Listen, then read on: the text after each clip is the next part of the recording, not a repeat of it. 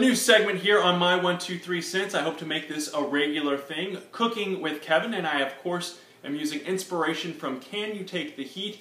This is the cookbook that Jim Ross, and back then it was the WWF superstars from the company, submitted recipes, and there are a lot of great recipes in here.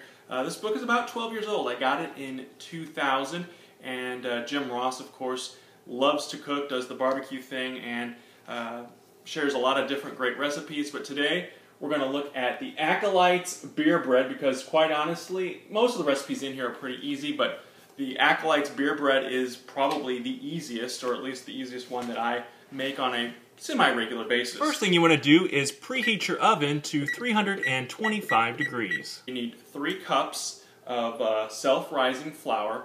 Now, I didn't have self-rising flour, I'll be honest. I used all-purpose flour, so we're going to see if that works out or not. You need a tablespoon of sugar. So let's go ahead now and add the tablespoon of sugar to our flour.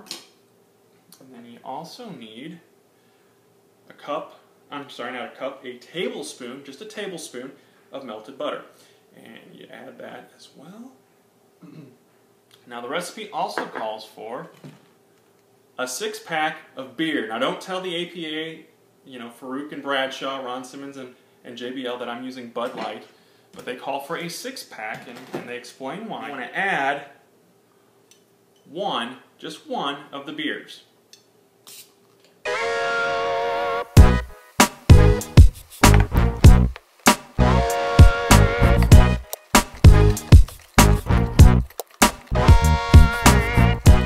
So now that everything is mixed up, and you know what, I'm gonna call a foul on myself here. Read the recipe before you start. I just started doing this and I added the butter beforehand. You're supposed to actually use the butter at the end, and after it's baked, spread it over the top. So don't mix the butter in with the dry stuff. My bad, I apologize. It's been a long day. And so, anyway, you've got your mixture put together. Then the next thing you want to do is take your pan and go ahead and add the mixture to your pan.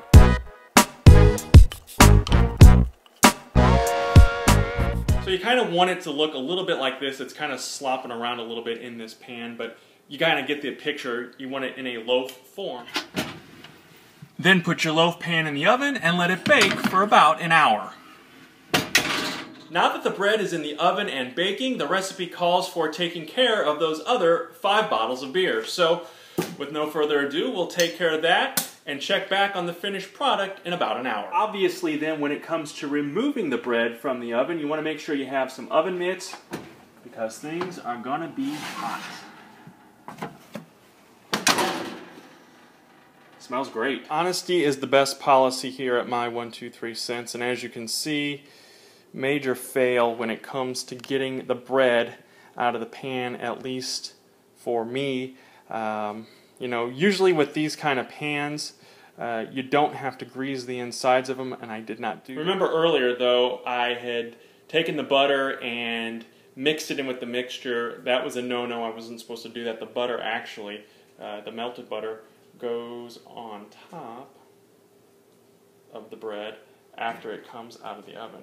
And of course this is extremely hot, so you might want to let it cool for a minute or two before you actually take a bite of it and try it. But I am going to break off a piece here, and we'll try it and see how it tastes.